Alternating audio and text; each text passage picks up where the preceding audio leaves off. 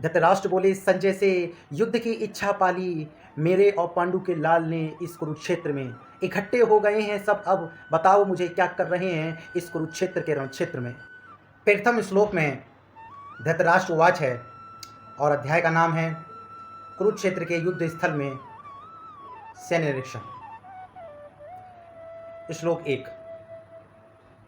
धर्म क्षेत्रे कुरुक्षेत्रे संवेता युजुत्सवा मामुका पांडवाश्रय किम कुर्वत संजया। अर्थात धृतराष्ट्र संजय से बात कर रहे हैं, संजय से कह रहे हैं। संजय कौन है?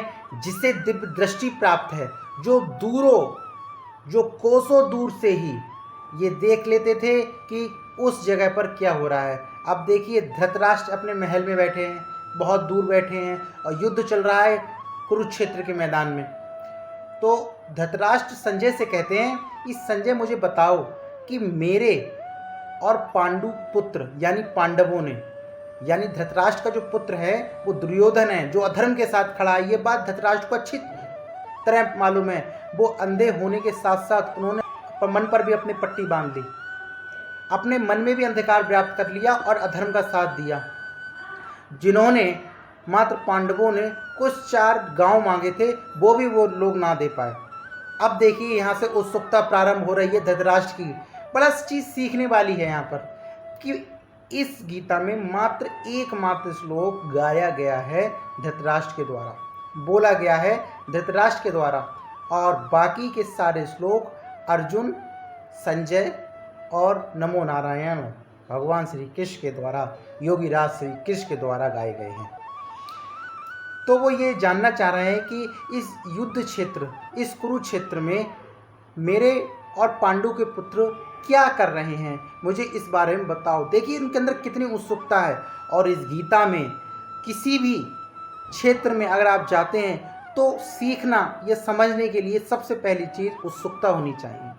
तो धृतराष्ट्र ने भी क्या किया, पहले जो गीता की शुरुआत धृतराष्ट्र के द्वारा कराई गई है और धृतराष्ट्र के अंदर क्या उत्सुकता है और उन्हें यह पता है कि हम अधर्म के साथ खड़े हैं और युद्ध किससे कर रहे हैं, धर्म के साथ, साक्षात हरि के साथ। तो उन्हें पता है उसका परिणाम क्या होने वाला है, लेकिन फिर भी उत्सुकता बस पूछ रहे हैं कि धृतराष्ट्र बताओ मुझे क्या हो रहा है। यहाँ पर सीखने वाली बात क्या है? यहाँ सीखने वाली बात यह है कि हर व्यक्ति की अंतरात्मा को पता होता है कि क्या ठीक है और क्या गलत है, फिर भी अपने मन पर पट्टी बांधकर गलत कार्य करने में हम लिप्त हो जाते हैं। इसलिए उत्सुकता हमेशा बनी रहती है, लेकिन जब हम कोई अधर्म कार्य करते हैं तो हमारे लिए ये सोचना चाहिए कि उसके परिणाम क्या हो सकते हैं। धृतराष्ट्र संजय से मात्र ये पूछना चाह रहे हैं कि इस कुरुक्षेत्र की युद्ध भूमि में इकट्ठे होकर, एकत्रित होकर मेरे और पांडु के पुत्र यानी पांडव युद्ध की इच्छा पाले हुए हैं और ये क्या कर रहे हैं उसका वो हाल जानना चाह रहे हैं।